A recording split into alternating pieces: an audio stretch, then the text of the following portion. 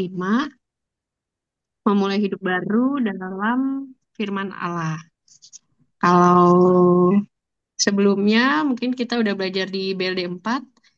Di BLD 4 itu kita udah mulai bertumbuh, di mana kalau BLD 1 sampai 3 itu mungkin masih dasar, fondasi dari seseorang yang baru memulai hidup baru dalam Kristus. Nah, di BLD 4 sama 5 ini kita akan belajar mengenai pertumbuhan rohani. Sebelum masuk nih ke pembahasan BLD 5 hari ini, mungkin ada yang mau di-sharingkan sepanjang minggu ini, mungkin ada dari yang teman-teman udah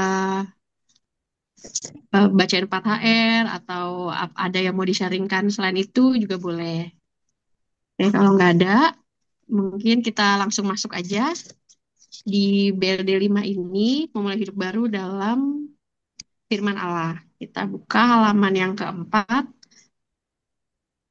Alkitab adalah firman yang diilhamkan Allah kepada manusia. Ia mau berbicara kepada saudara.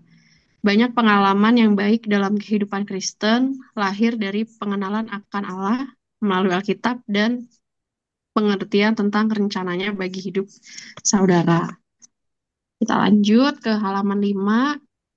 Sepanjang sejarah, Tuhan rindu untuk berkomunikasi dengan manusia hasil ciptaannya. Sebelum Tuhan Yesus datang ke dunia ini, Allah berbicara kepada dan melalui orang-orang yang diurapinya di dalam perjanjian lama untuk mencatat firman-Nya.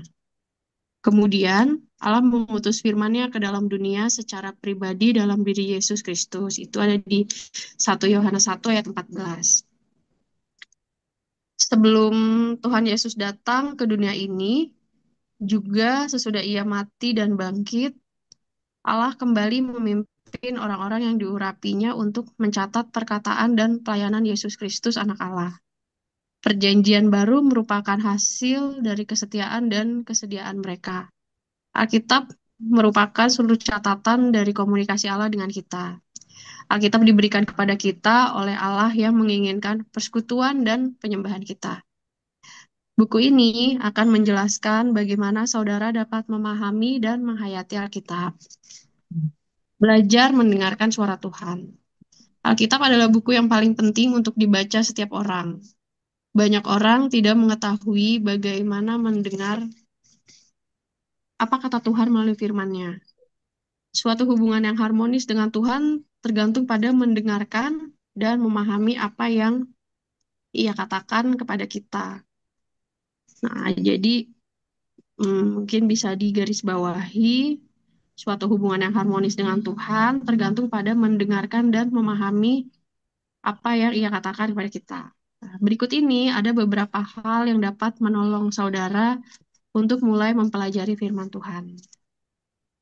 Ketahuilah bahwa membaca Alkitab tidaklah sama dengan membaca buku lainnya. Alkitab adalah sabda Allah yang diilhamkan kepada manusia. Di dalam Alkitab ini ada sesuatu yang indah yang Allah ingin sampaikan kepada saudara.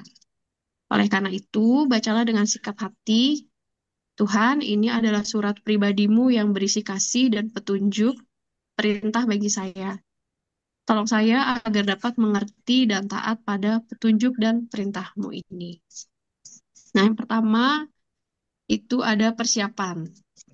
Nah, selain dari Alkitab, selain kita harus menyediakan Alkitab, kita juga harus menyediakan pensil, kertas, dan tempat yang tenang.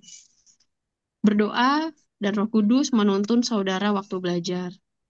Nah, cara belajar ini meliputi 3 tahap, yaitu pengamatan, penafsiran, dan penerapan. Yang pertama, pengamatan. Pada tahap ini, saudara mengamati untuk mengetahui apa yang dikatakan ayat-ayat itu. Mungkin saudara harus membaca beberapa kali agar dapat mencatat hal-hal yang ditekankan. Maksudnya, apa yang dikatakan ayat-ayat. Jadi, tahap pertama itu pengamatan. Di sini mungkin gak semua orang bisa langsung ngerti apa sih yang ayat itu katakan gitu. Jadi, nggak masalah kalau kita baca ayat itu berulang kali. Setelah pengamatan, kita udah catat apa yang dikatakan ayat-ayat itu, kita masuk ke tahap yang kedua, yaitu penafsiran. Tahap kedua meliputi pertanyaan. Apa maksud ayat-ayat ini? Pertanyaan yang dapat menolong saudara ialah apa yang dikatakan tentang Allah dan manusia. Jadi kalau di poin pengamatan tadi kita udah catat apa yang di apa dari ayat-ayat tersebut, apa yang dikatakan ayat-ayat tersebut. Nah, sekarang bagian yang kedua ini penafsiran. Maksud dari ayat-ayat yang tadi kita catat itu apa? Apa yang dikatakan tentang Allah dan manusia. Yang ketiga, penerapan. Pada tahap ini, gunakan pertanyaan, bagaimana ayat-ayat ini dapat dihubungkan dengan hidup saya? Nah, saudara dapat menggunakan pertanyaan-pertanyaan berikut. Ini adalah salah satu saran yang bisa kita pakai. Apakah ada perintah untuk diikuti? Apakah ada janji yang perlu dipegang teguh? Apakah ada dosa yang harus diakui? Apakah ada sikap yang harus diubah? Apakah ada teladan yang harus dituruti? Jadi di dari tiga poin ini, pertama catat ayat itu isinya apa. Yang kedua penafsiran apa yang dikatakan tentang Allah dan manusia kita tulis. Nah, bagian yang ketiga untuk membantu kita memahami firman Tuhan, penerapan gitu apa yang harus kita lakukan, kita mungkin bisa pakai beberapa poin panduan yang ada di poin nomor 3. Kita lanjut ke halaman selanjutnya. Ini ada contoh pengamatan. Di sini dirangkum di tabel. Bagian ayat-ayat ini ditulis di kolom sebelah kiri. Penafsiran itu, arti ayat itu ditulis di kolom tengah. Penerapannya ditulis di kolom kanan. Ini kalau misalnya kita mau latihan pakai buku gitu kan. Tadi kan dibilang siapin Alkitab, buku, atau kertas kosong sama alat tulis. Nah, mungkin kita bisa bikin tabel seperti yang ada di halaman 8. Nah, contohnya di sini ada sebuah contoh bagaimana mempelajari Alkitab dengan menggunakan 3 tahap berdasarkan ayat 1 Petrus 5 ayat 7. Mungkin kita bersama-sama buka di 1 Petrus 5 ayat 7. Ayatnya, ntar ngajak teman-teman untuk buka. Habis itu, nah kalau kita masuk ke step yang pertama, pengamatan.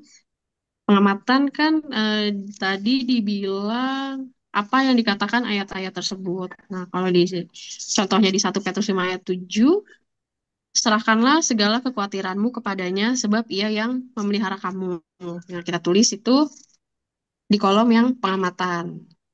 Nah, udah selesai di step 1, kita masuk ke step yang kedua, penafsiran. Penafsiran itu apa maksud dari ayat yang tadi kita udah tulis di step pertama. Penafsiran di sini kalau dari 1 Petrus 1 5 ayat 7, Allah sangat memperhatikan saya sehingga ia mau agar saya menyerahkan persoalan-persoalan saya kepadanya. Ayat yang habis itu, step yang ketiga, setelah penafsiran, ada penerapan. Penerapan ini bagaimana ayat-ayat ini dapat dihubungkan dengan hidup kita. Dari itu, penerapannya, saya harus menyerahkan semua persoalan pribadi saya kepada Tuhan. Kekhawatiran akan kegagalan hubungan saya dengan pemimpin saya dan sebagainya. Nah, ini di halaman 8 ini contohnya. Nah, di halaman 9 ada latihannya. Mungkin kita bisa sama-sama ngerjain. Baca di Yohanes 15 ayat 10 sampai 12.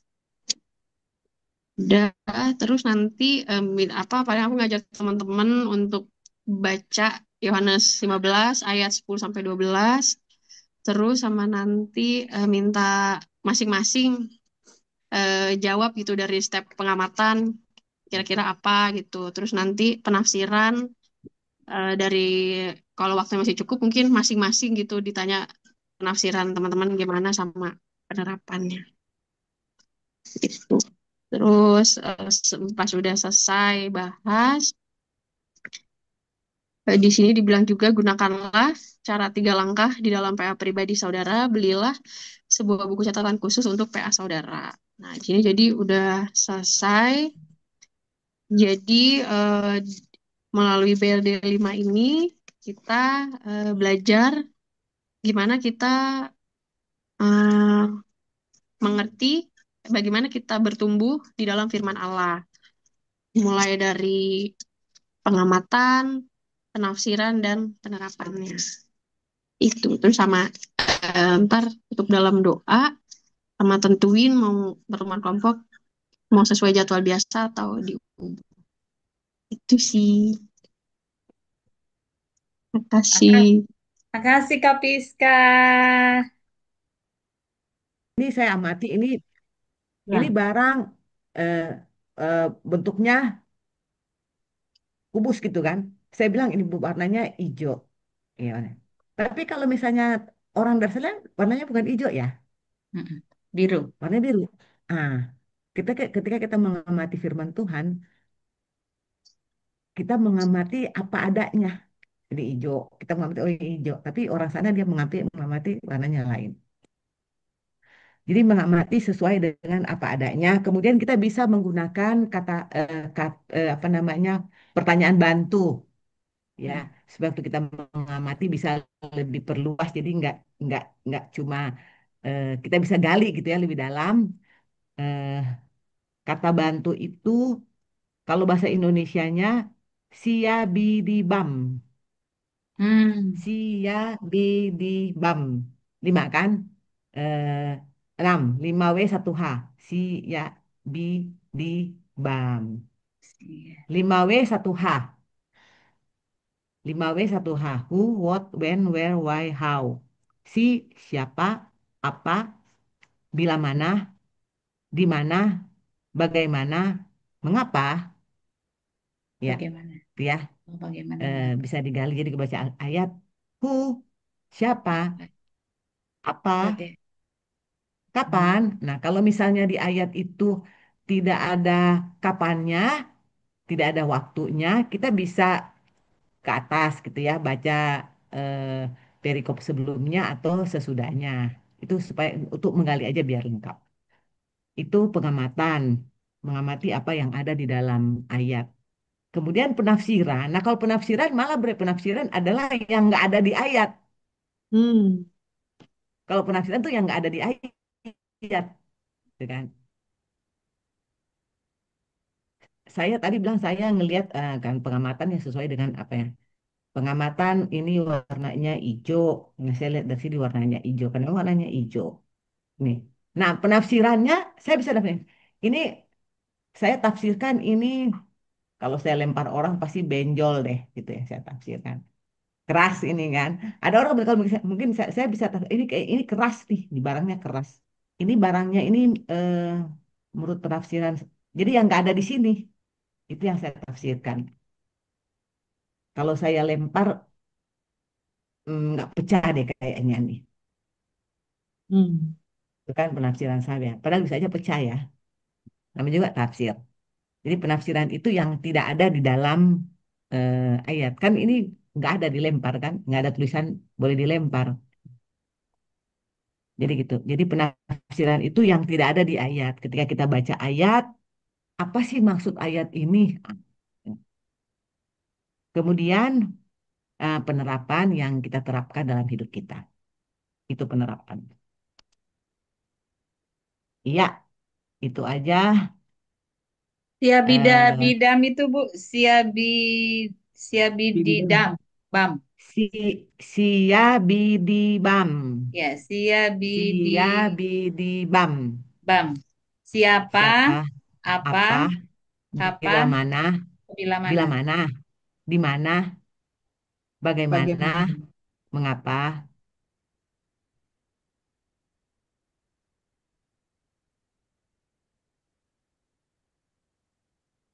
Oke, ada 8 ya. Satu, dua, tiga. Satu, dua, Enam, tiga, empat, 6. lima. Enam. Enam. enam, iya, lima W satu H.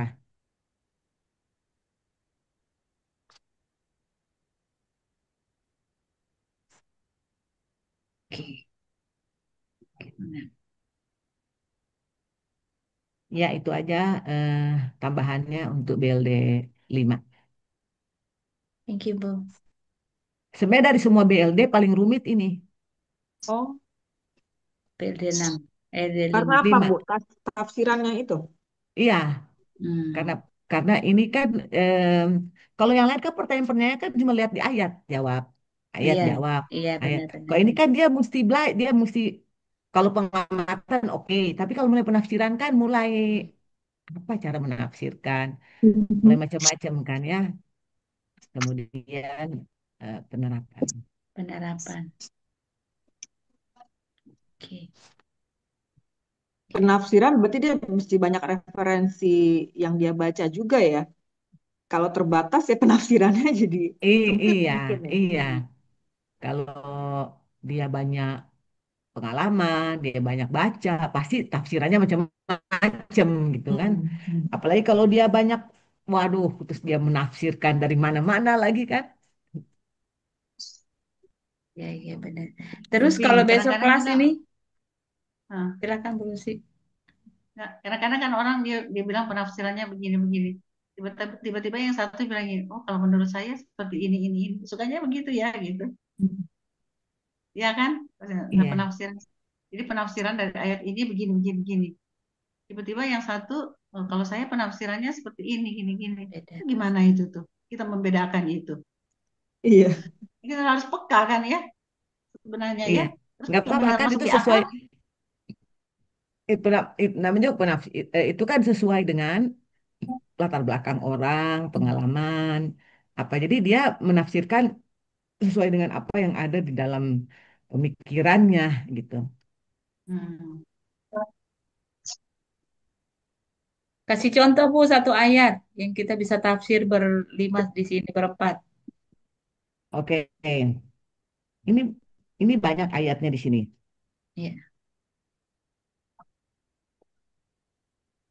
Wah, kemarin tuh ada tuh Bapak pas di ibadah, ibadah kantor yang Diulang. yang yang ayatnya bunyi seperti ini dan setelah itu baru semua pada bahas. Aku baru tahu loh ternyata tafsir maksudnya itu. Yang Apa tuh, Bu? isinya gini, eh, ya waktu orang itu diajak untuk ikut Tuhan, terus dia bilang tunggu dia mau kuburkan dulu ayah saya. Terus Tuhan bilang biarlah orang mati menguburkan orang mati. Oh, mati. Nah, itu Nah, itu penafsirannya. tafsirannya apa itu? Itu kan kayaknya kok eh, apa nggak sopan banget gitu ya, bilang orang mati menguburkan orang mati. Coba kita menafsirkan apa itu. Biarkan orang mati menguburkan orang mati. Itu ada di ayat mana ya Bu? Ya Alkitab Yusti. Tunggu. Ya, Di Iya Alkitab, pasti ya kita. Alkitab dulu Alkitab ayat mana ya Bu? Maksudnya Bu ya. ada di sebentar aku juga cari. Tante Lucy duluan. Tafsirannya apa? Maksudnya kali gini. Maksudnya kali begini ya. Ketika apa Tuhan mau apa umpamanya kita ada pelayanan gitu kan. Terus Matius tiba-tiba 8. umpamanya gitu ya Bu Bing ya. Alkitab Umpamanya kan mana? kita ada pelayanan ya, kita mesti pergi gitu untuk tugas ini. Tiba-tiba ada lagi yang lain gitu di belakang sana tapi duniawi gitu. Terus kita masa sih kita mengikuti yang mana ya gitu ya. Otomatis yang utama dong. Jadi mungkin Tuhan bilang biarlah yang sana tuh mereka urus sendiri, itu duniawi tuh urus sendiri, kita yang ini dulu. Apa begitu kali ya? Bukan ya? Kan biar Matius orang mati 8 ayat menguburkan orang 22. mati, Mm-mm. Iya, Matius ya 8, kan? 22. Matius Judulnya hal 8 ayat mengikut 22. Judulnya hal mengikut Yesus. Iya, mungkin kan Tuhan bilang ikutlah aku. Tapi di belakang sana, waduh, ada lagi yang lebih menggiurkan gitu kan. Jadi mungkin Tuhan bilang, biarkan orang mati. Istilahnya gitu kan, tanda kutip kan, biarlah orang mati menguburkan orang mati. Jadi kita, karena kan ini hal mengikut Yesus. Jadi bagaimana kita memang harus setia mengikut dia. Iya kan? Minta dia, kan dia yang memerintahkan. Kan ini kan hal mengikut Yesus. Jadi bagaimana cara kita untuk mengikut Yesus gitu. Kalau kita sudah katakan iya, berarti iya dengan segenap hati. Ketika ada hal yang lain, tinggalin dulu itu nanti belakangan gitu. Karena kan dia tuh itu orang mati usia mereka ngurusin aja punya itu sendiri. Mari kita ikut aku gitu. Gitu apa kira-kira ya? Tapi kan kadang-kadang Oke. kita aduh Tuhan, aku kerjaan aku bagus banget, aku tunggu dulu deh ini pelayanan gitu kan, sukanya kan begitu kadang. Kalau Pak Pendeta, siapa yang mau ngikut umpamanya kunjungan ke sini? Aduh, gue lagi masih mau ini dulu. Nah, istilahnya seperti itu kali mungkin kan, karena kan kita harus memprioritaskan terlebih dahulu kalau memang kita mengerti ayat ini apa begitu ya? Ya, silakan. Kan tadi kayak Yusti bilang masing-masing menafsirkan. Aku baca dari ayat 21 ya, Iya, biar lebih drama, Ya, biar lebih iya, dramatis gitu ya. boleh. mungkin kan lucu Ayat juga. 21 gini, dia begini. Seorang lain yaitu salah seorang muridnya berkata kepada Tuhan, Tuhan, izinkanlah aku pergi dahulu menguburkan ayahku. Ah, Aku menguburkan ayahku, bukan mau pergi jalan-jalan loh Tuhan. Kemudian Tuhan bilang, hmm, ikutlah aku dan biarlah orang-orang mati menguburkan orang-orang mati mereka. Aduh ayahku nih. Iya. Ya, Kalau kalau menurut aku kan, ya Kak iya, Isti. kalau perumpamaan tentang ini ya, eh, kan ayah itu berarti kan seseorang yang dekat sama kita ya, berarti orang yang penting dalam hidup kita gitu ya. Eh, orang yang penting dalam hidup kita. Kalau menurut aku ayat ini menceritakan bahwa kadang-kadang kan kita lebih mengutamakan kepentingan kita, keinginan kita daripada kepentingan Tuhan gitu. Misalnya, ini ada kita dikasih tanggung jawab nih untuk melayani misalnya tugas iya, sebagai inilah MC di sama kan? PW atau liturgi di PW gitu Ya, lah. Aduh, menurut kita bentar aku masih ada acara ini dulu, ntar Lain. aja deh, Kalau minggu pengurus depan deh PW Gusti. lain loh kalau ngomong. ah apa nama jangan saya deh gitu ya. Aku lagi ada ini gini, aduh arisan di rumah gitu kan. Aduh, anak saya sakit gitu ya kan. Masih Padahal repot. ya, jangan banyak deh anak saya sakit deh. Padahal kan kalau dia sakit kita udah kasih obat kita pergi juga sebenarnya kelar gitu kan dia juga pasti sembuh gitu kan.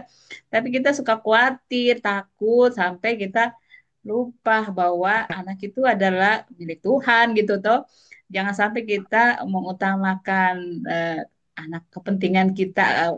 Anak itu penting, tapi kita lebih Prioritas. orang kan iya orang lebih memprioritaskan keluarga anak sampai lupa memprioritaskan Tuhan padahal semua yang Tuhan kasih itu eh, apa adalah titipan gitu kan Tuhan punya gitu jangan sampai itu jadi beban untuk kita melayani gitu banyak orang sekarang ini anak yang masih kecil gitu kan ah, jangan deh saya nggak bisa PW misalnya karena anak saya masih kecil udah gede dikit aduh saya lesin anak antar anak saya les gitu kan udah gede dikit lagi alasannya beda lagi akhirnya nggak PW-PW nih sampai hari ini juga karena dia punya alasan-alasan yang buat dia lebih penting nanti giliran itu kayak gitu-gitu dia lebih mengutamakan kepentingan pribadinya daripada Tuhan gitu. Itu sih menurut aku Bu, menurut aku. Makasih. Hampir sama nggak dengan ayat begini, Bu Pinka? Alangkah lebih baik 1 jam di pelataran saya daripada 1.000 hari di luar sana. Asik. Tapi Ya kan? Kan hampir sama tapi kan? tapi untuk keluarga Satu, kan kita pelayanan juga. Betul. iya, Baru Kita kan ngomong. iya kan keluarga juga kita melayani dan keluarga kita Iya. utamakan. Masa anak yang sakit kita tinggalin? Iya. mesti mungkin ini untuk Pekerjaan juga ya, hal-hal, Bu, ada tanggung jawab ya.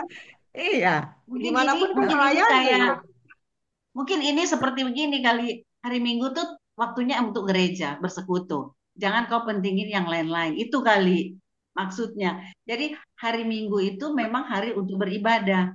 Alangkah alangkah baiknya 1 jam kamu ada di pelataran daripada mungkin 1.000 hari kamu ada di luar sana dalam pekerjaan-pekerjaan kamu. Karena kan hari Minggu tuh kan kuduskanlah hari Sabat, ya kan? Jadi kita kuduskan hari Sabat. Mungkin ini kali maksud kalau aku pikir ini kali maksud Tuhan, ya kan?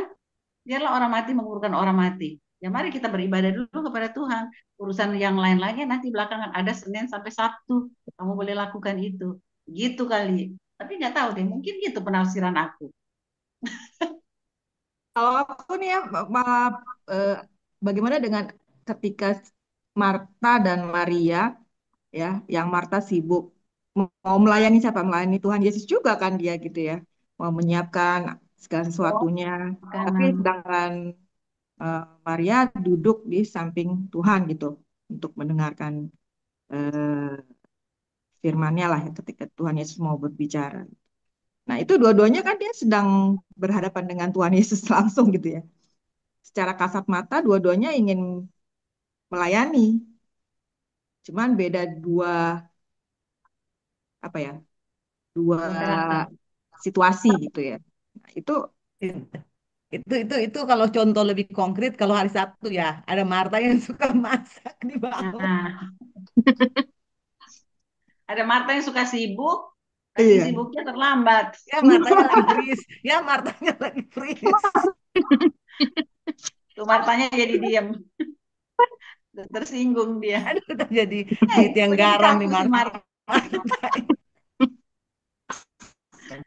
Iya, karena kan kita Atau mikirnya begini, udah melayani Tuhan nih, aku kan mau sibuk di gereja, melayani, persiapan majelis, ina itu gitu. Itu kan pikiran kita ya sebagai manusia. Padahal mungkin aku juga nggak tahu jujur aja lagi mau diskusi.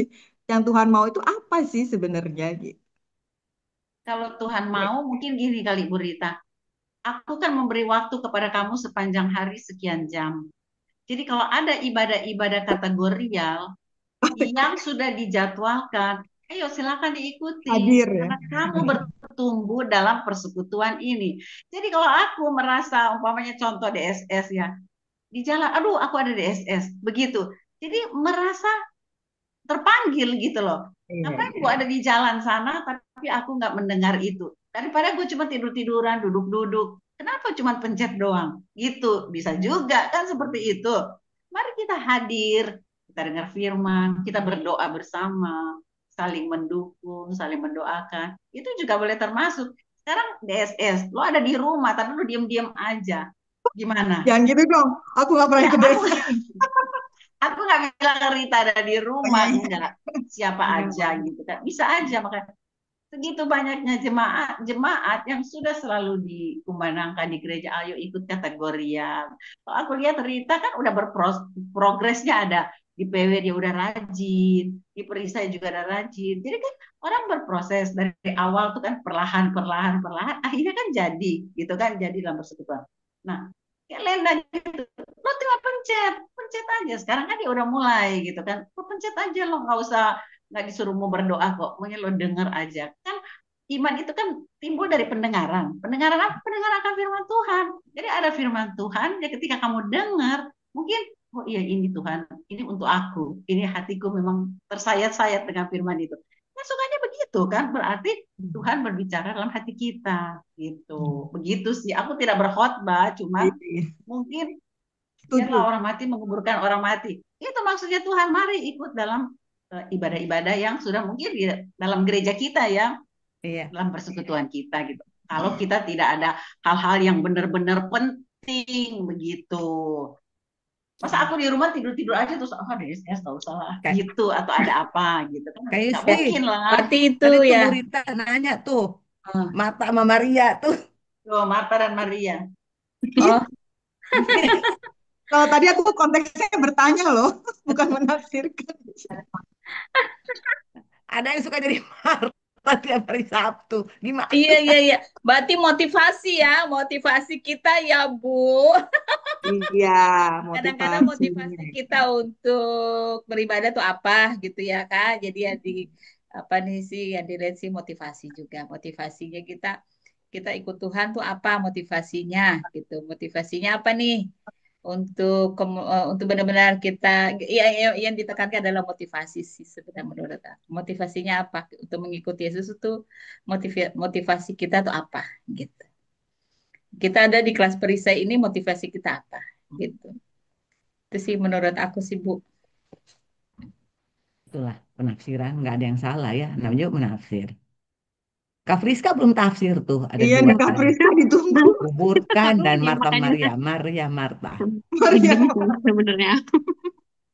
Apa ya Bu? Kan kalau dibilang ikutlah aku gitu tadi. Aku sih nafsirinnya dari ayat itu ya apa ya udah ikut Tuhan aja dulu. Ya, prioritasnya tuh Tuhan itu tapi apa hal-hal duniawinya tuh nanti aja dulu gitu sih Bu. Itu doang. Di sama semua ya. Memang di Iya. ayat itu kalau kita kita tafsiran kita bahwa eh, yang harus kita prioritaskan Tuhan. Apapun itu semua nomor satu Tuhan itu penafsiran kita.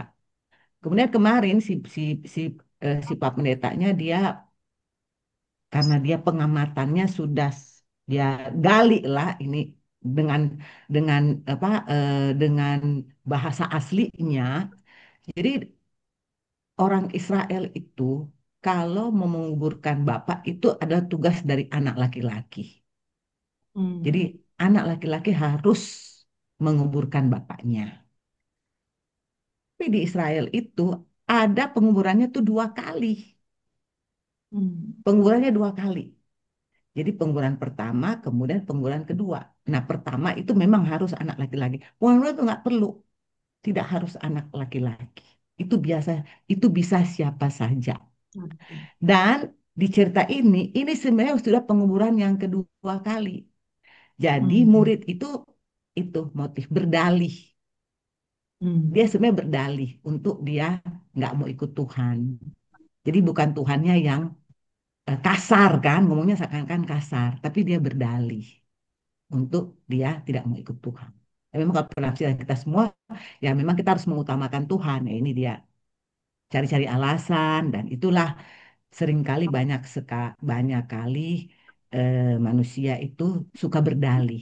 Paling gampang tuh berdalih, Hmm. mencari alasan Berbalik. untuk tidak mengikut Tuhan, untuk tidak melayani. Itu arti sesungguhnya dari ayat ini. Gitu. Kalau kita baca sekilas itu kan kita nggak ngerti ya, tapi dia bisa tahu. Kemudian kalau mengenai em, Maria dan Marta, itu Maria dan Marta ya. Aku juga dulu sempat membahas tentang Marta, karena aku kasihan juga Marta juga kan dia duluan malah yang ketemu dengan Tuhan, dia Tuhan. yang gitu sibuk apa semua. Kan harus ada juga yang melakukan ini, harus ada yang melakukan itu gitu kan. Ada tamu juga kita kan harus ngasih. Jadi sebenarnya kembali ke kata Kak Yusti motif, karena dia di situ dia mungkin kalau dia tidak mengeluarkan perkataan Tuhan kasih tahu dong, mungkin kalau dia batu nggak Iya. apa-apa ya. Ini masalahnya dia sendiri yang membandingkan dengan si Maria. Mungkin kalau dia melakukan saja, motifnya benar bahwa oke, ada guru datang ke rumah, aku mau nyiapin, Menyiapin. ah, ah, itu sebenarnya kalau cuma sampai di situ aman. Hmm. Sayangnya dia membandingkan apa yang dia lakukan dengan Maria. Dan Tuhan berkata Maria sudah mengambil apa yang terbaik. Jadi sebenarnya itu. Karena ya kita juga kadang-kadang kita ada di posisi seperti itu. Kak Yusti bilang, tergantung motif kita. Motif kita apa? Kalau memang motif kita adalah, oh saya mau melakukan ini karena itu yang saya Tuhan. tahu bahwa Tuhan ingin saya lakukan, ya lakukan. Tapi kalau motif kita cuma, em, misalnya ya, motif kita hanya ini. Saya datang misalnya, saya datang ke ibadah wilayah misalnya. Saya datang ke wilayah, motif saya itu bukan ibadah, tapi saya cuma mau datang supaya saya absen. Ya benar saya nggak Hmm. usah datang. Ya. Saya datang cuma supaya saya absen, supaya saya eh, nggak ditegur pendeta, kok nggak pernah datang gitu. Ya mending nggak usah. Iya, nggak ada gunanya kan. Kan Tuhan ngelihat hati kan. Tuhan nggak ngelihat ngelihat kehadiran kita. Tuhan ngelihat hati kita bener nggak kita hati kita ada di situ. Ya kalau misalnya Kak Yusti lagi perisai hatinya ada di belakang mikir-mikir aduh orang makan bagaimana ya silakan selama merasa merasa saya eh, saya selalu berpikir begini ya. Kalau kita sudah dalam Tuhan, kalau kita merasa itu sejahtera, kerjain aja. Kalau Iya. saya merasa damai sejahtera, saya tidak terganggu gitu. Saya lakukan. Karena saya tahu kalau kita kalau dalam Tuhan, kalau kita melakukan hal yang nggak benar, pasti berebut gitu. Pasti ada yang, nah itu udah. Pasti kan kasih tahu. Jadi udah kebal. Begitu penafsiran tadi Bu Lucy nanya. Makasih Bu Pinkan. Jadi itu ya, Oh, Sama-sama. penafsirannya Ini. bisa beda-beda kita semua ya. Nah, Ya. makasih banyak. Masih banyak. Oke. Tekan.